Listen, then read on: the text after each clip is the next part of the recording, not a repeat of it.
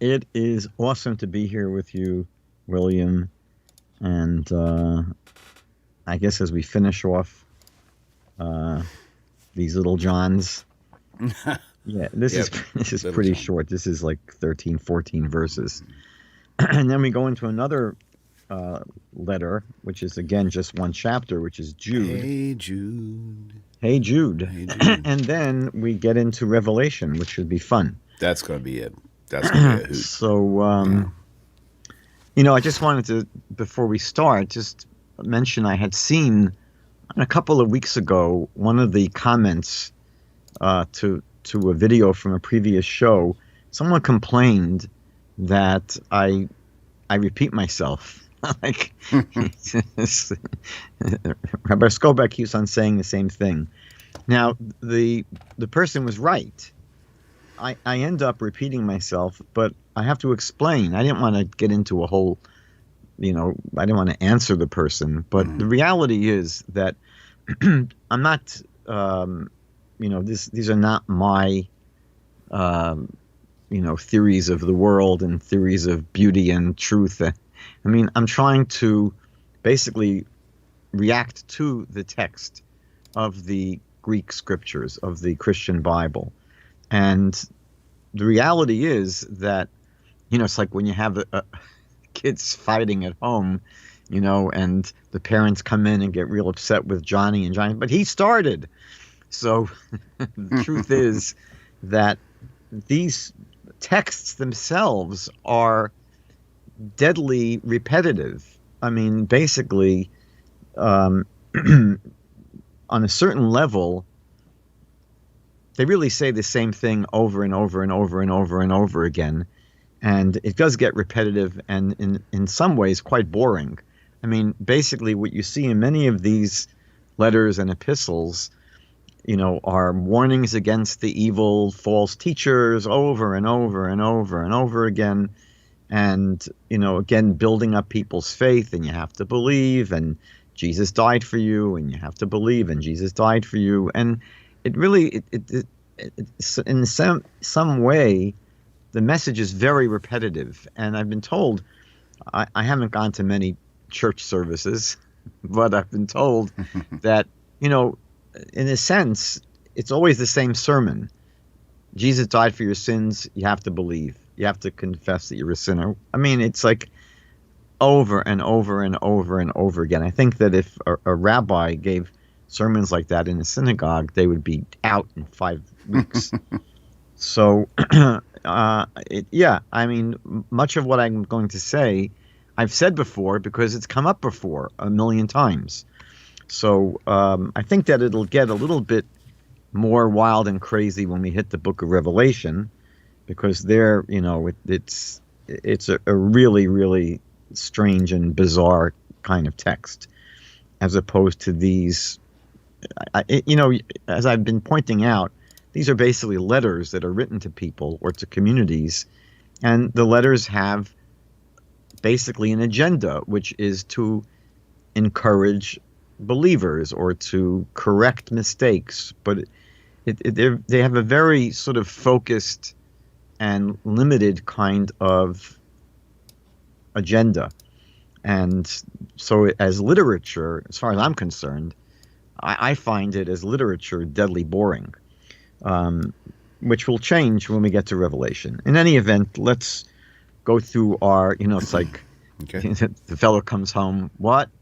Meatloaf again? So, yes, meatloaf again. Meatloaf again. Here it goes.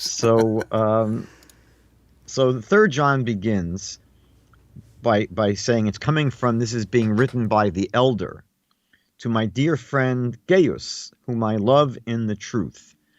So this is basically similar to what we saw in 2 John, where the author identifies himself as the elder, right? There's no name here, although, again, traditionally Christians assume this is the Apostle John.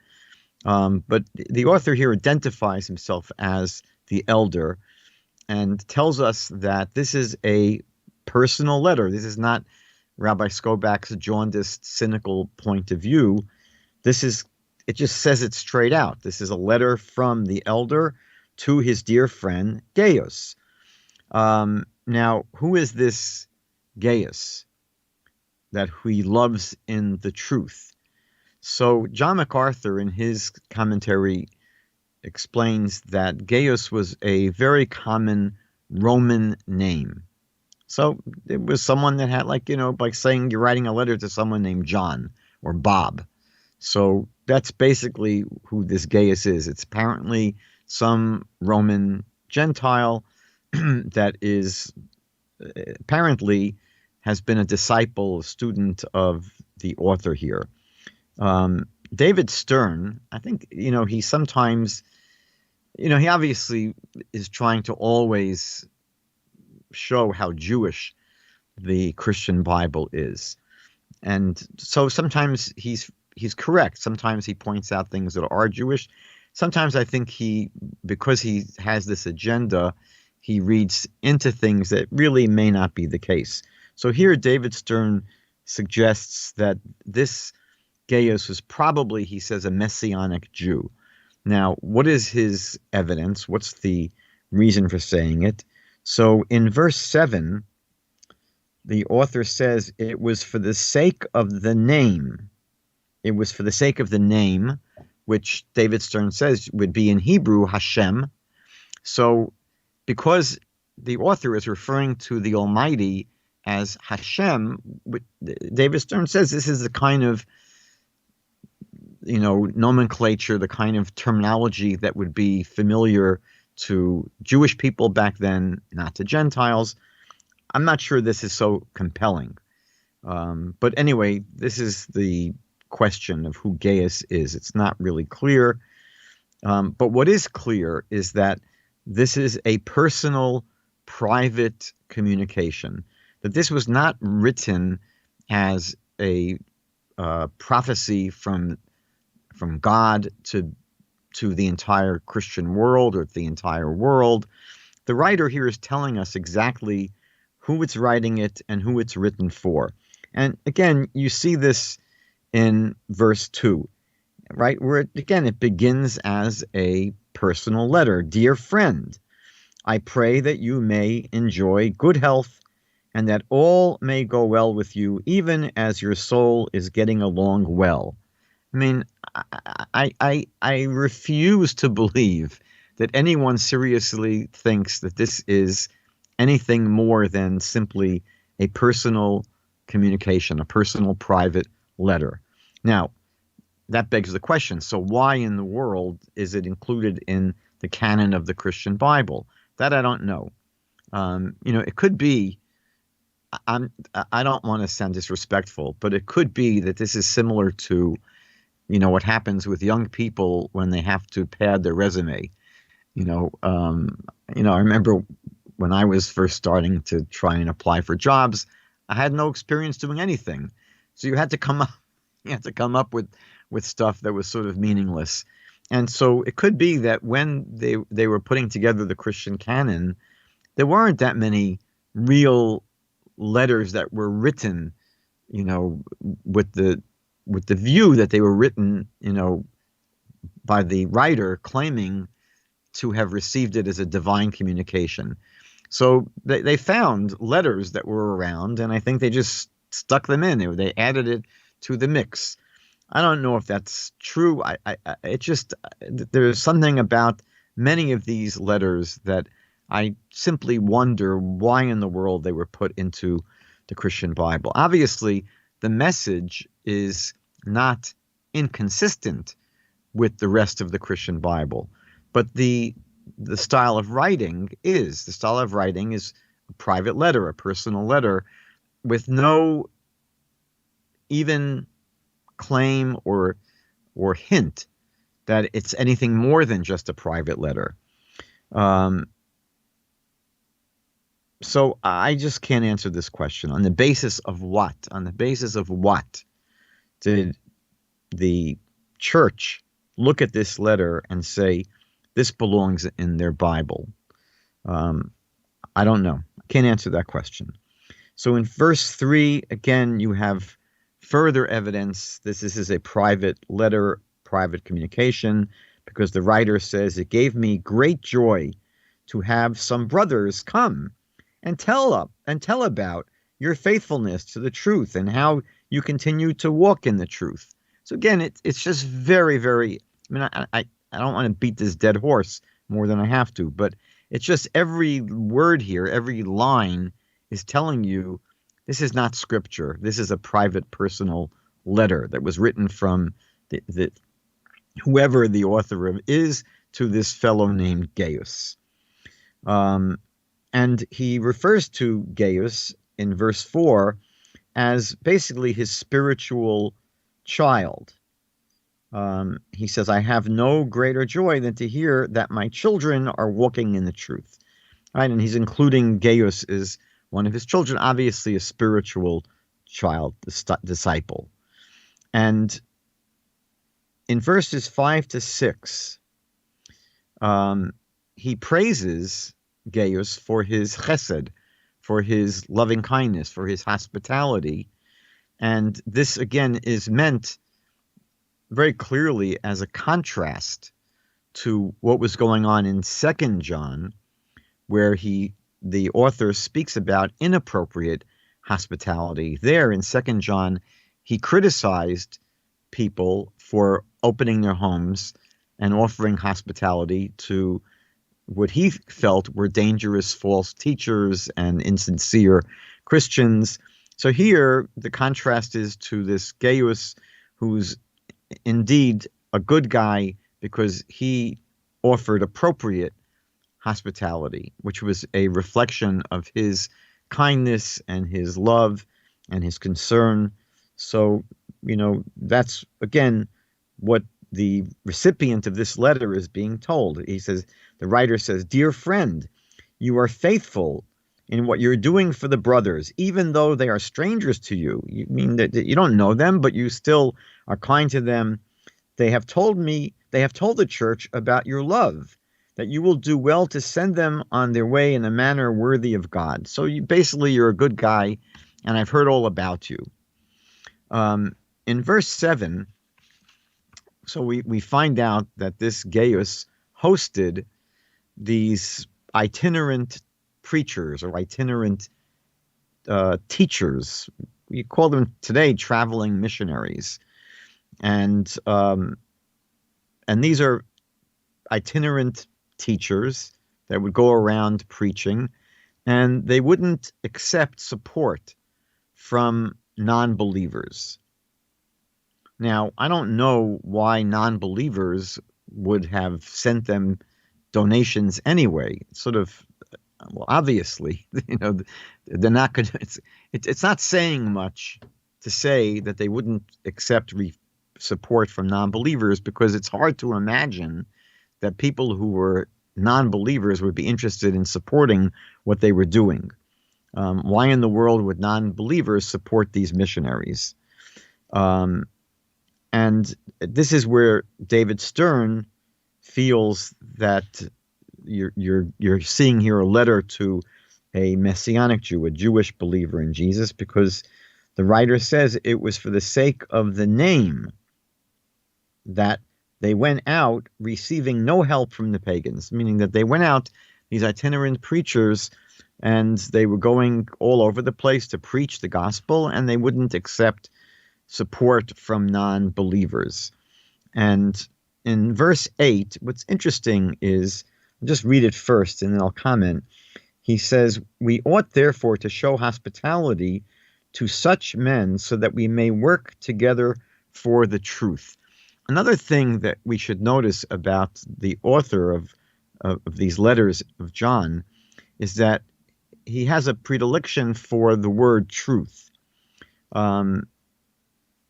It comes up, the word truth, 5 times in just the first 4 verses of 2 John, and it comes up, the word truth, 6 times here in 3 John. I mean, this is, again, is a letter of just about 13 verses, and yet the word truth comes up 6 times. Now, again, it could be innocuous. It could be that, there's no sweat, don't worry about it. But it could send off a little tiny red flag, meaning that when people have to keep on saying, and we all know people like this, this is the truth. I wouldn't, I wouldn't tell you anything else. This is the truth. And at a certain point, when someone has to keep on telling you that what they're saying is the truth, so, as Shakespeare writes, I think in Macbeth, he thinks the missionary dost protest too much. Meaning, like, why do you have to keep on telling me that this is the truth? It's like it becomes overdone. And to me, it raises a little bit of a red flag. I don't want to sound totally cynical, but, my sense is that people who are truly engaged in the truth don't have to keep on telling you that it's true. In verse 9, the writer, again here, complains to Gaius about Diotrephes. I don't know how to pronounce these Greek names. They're Greek to me. But the writer complains to the recipient of the letter about a fellow named Diotrephes. Why? What was wrong with this Diotrephes? Because he did not acknowledge the authority of the author of 3 John. 3 John assumed that he carried some weight and that he carried some authority, and he's upset that this Diotrephes, whatever his name is, doesn't acknowledge his authority. He says, the author here says that this Diotrephes likes to put himself first, meaning he loves preeminence. He loves to be numero uno. He's like a self-centered demagogue. That's who this Diotrephes is. Now, here's the question that I have. Number one, who gave the author here authority? Meaning that he's burnt. He's really upset that someone doesn't accept his authority. But who gave him his authority in the first place? How did authority work? Back then. And what's interesting, I've been pointing this out all along, is that you don't see a very unified, neatly ordered church back then in the first century. It really seemed to be a mess with all these different teachers running around, this one claiming to have the truth and that one claiming to have the truth, and everyone saying about the others that they are basically false teachers. To me, first of all, it's puzzling why there was such poor quality control so early on in the game. That normally it takes quite a while for things to begin breaking down, let's say, in a game of telephone, right? It doesn't go off message after 3 or 4 people. Usually it takes quite a while. So you have really what seems to be the opposite of a clear delineation of authority. And so I just wonder why he feels that he has authority and that people owe him respect because of this authority that he thinks he has. And then a second question would be, is whether or not he's engaging here in what we call in Hebrew, Lashon Hara. Is this evil speech? Now, we know that in the Torah itself, evil speech is frowned upon greatly in the book of Leviticus and also in the book of Proverbs. But later in rabbinic writing, it really took on a much firmer and much stronger kind of tone, meaning that the sages really saw Lashon Hara, evil speech, as just about one of the worst things people engage in. I mean, there's a statement which is clearly hyperbole by the sages, but they say that Lashon Hara, evil speech, is worse than murder, sexual immorality, and idolatry all put together. Now, obviously, this is hyperbole, but they're trying to make a point. They're trying to say that this is an extremely disgusting and horrible kind of behavior. Now, there are times when it is permissible to speak negatively about others, and the general rule is that you can when there is a purpose, if it's for a constructive purpose. So if someone is interviewing for a job, you're allowed to check their references, right? And the references could say, right, something that might be negative, like he's a great guy, but he always comes late. So those are the kind of things that you're allowed to say because it's for a constructive purpose.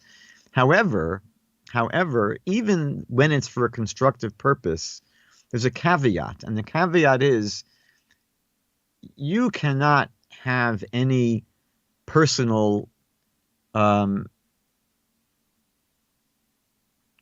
guess, let's say, pleasure in knocking the other person, meaning that oftentimes you may be permitted to say something negative.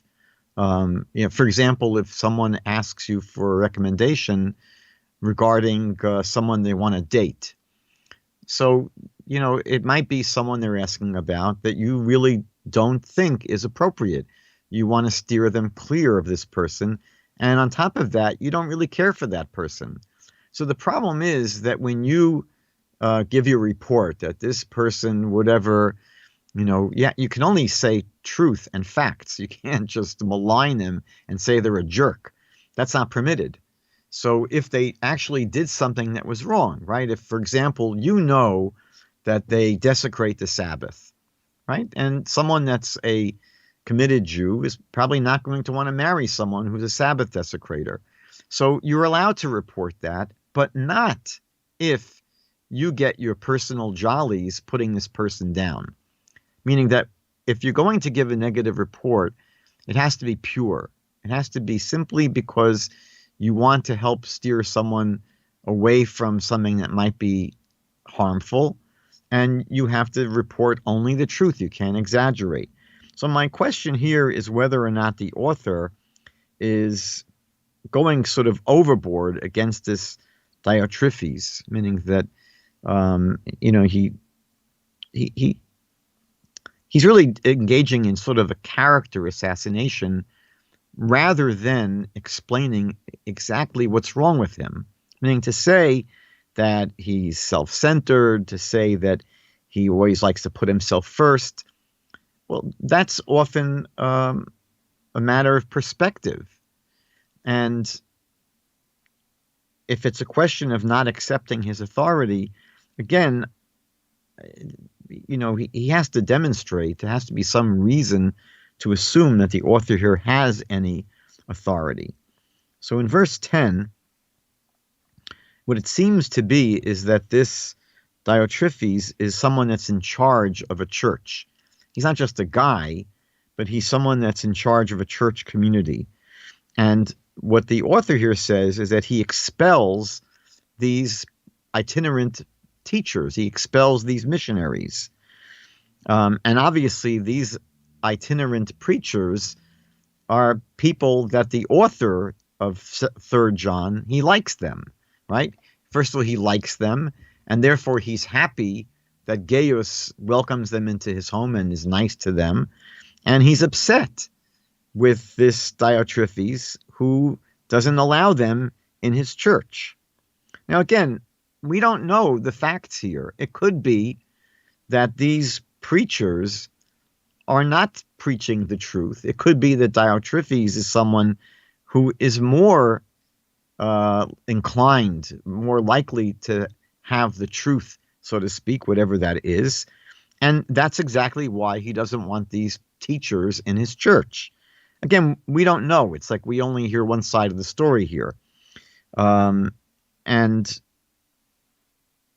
the writer, again, the writer of 3rd John says that not only does he expel these missionaries from his church, but he spreads false charges against me, meaning that the author here is complaining, he's whining that this Diotrephes is slandering him, is spreading false charges against him. Now, again, we don't know what these false charges are. I'm already curious. Like, what was Diotrephes saying against the writer that Diotrephes excommunicated people who he differed with?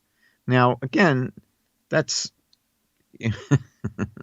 that's a funny accusation, because it seems that back in the day, the church leaders were excommunicating each other, every day. I mean, these people are false teachers and we excommunicate them, and those guys are heretics, we excommunicate them.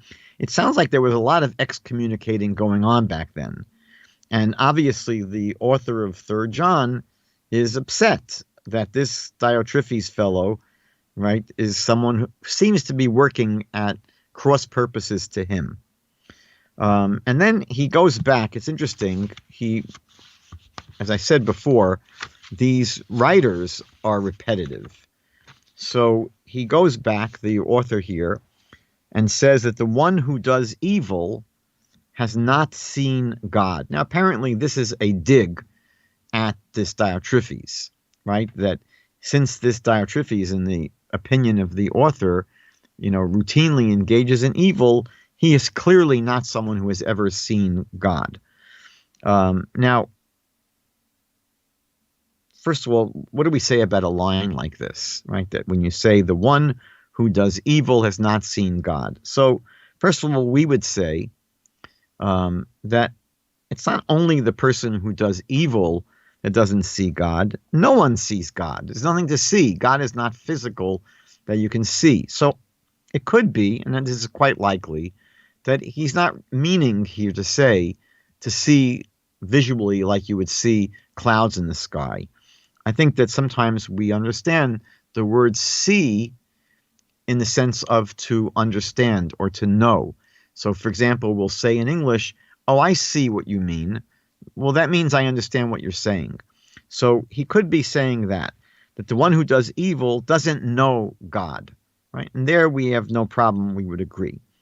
Although you could slightly correct him and say, well, maybe not. There are people who know God, but they sin, right? The Bible tells us there isn't a righteous person in the world that only does good and never sins. So it could be that a person does know God, but they're not perfect and they will slip up, they will sin.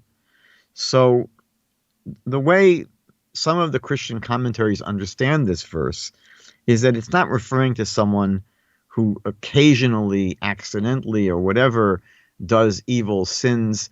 It's referring to someone who is routinely doing evil, someone who routinely sins. And that, again, would make perfect sense. It's someone who is a habitual, routine, ongoing sinner that does wickedness all the time.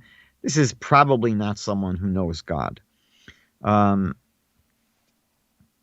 Okay. So in verse 12, the author recommends that Gaius, he's back to the recipient of the letter, he recommends that Gaius be open to positive people. So he just has been, trashing this Diotrephes, and now he says to Gaius, but people like Demetrius, right? He's a good guy. He's someone that you can hang out with. He's someone that's a good role model. So again, this is part of a personal communication. The idea that Gaius would benefit from having a friendship and a relationship with Demetrius, that is meaningful only to someone like Gaius. This means nothing to people outside of that context. And the letter ends in verses 13 and 14. I think in some Bibles it just says, no, it is 13 and 14. So the letter ends just like 2 John ended, where the author says the same ending. He says, I have much to write to you. I have a lot of things I could write to you, but would rather not put them in writing. And again, I think I mentioned that David Stern feels there's something sinister going on here, and that because maybe the kind of things he would say are the kind of things that if they were discovered by the authorities would get them in trouble. So he doesn't want to put it in writing. I think the simplest way of reading it is, look, I got a lot to write to you. And, back then, it wasn't so simple to write stuff to people, right? Pens and paper were not readily available. So, whatever they wrote on was rare and was difficult. And so, you wrote people a brief letter. That's why so many of these letters are so brief. And then when you saw them, you got to, share, all the other stuff that you didn't have to actually write. So that's what he says here. He says, I have many things to write to you, but would rather not put them in writing. I hope to see you soon. Again, like, how can anyone on the planet not think that this is anything but a private letter? I hope to see you soon when we can speak face to face. So again, it is absolutely clear that this is a private, personal letter. It is not a divinely revealed communication. It's not divine revelation. It's not on par with Isaiah or Jeremiah. This is just of a different order than what Bible is, what Revelation is. And that is really all I have to say about 3 John. Next time we meet, we will try to do the whole letter of Jude. Excellent. And, again, hopefully it won't be as repetitive as these Little John letters. Well, we could say goodbye to Little John until another need is for it. So, Rabbi, thank you for your time. That was a great show as always. Y'all be sure to subscribe to the YouTube channel, turn on notifications so you don't miss anything. And I'm looking forward to Revelation for sure. So Jude as well. So, well, y'all have a great one. Rabbi, thanks for your time. We'll see you soon, everybody. God bless you. Thanks. Be well. Thanks.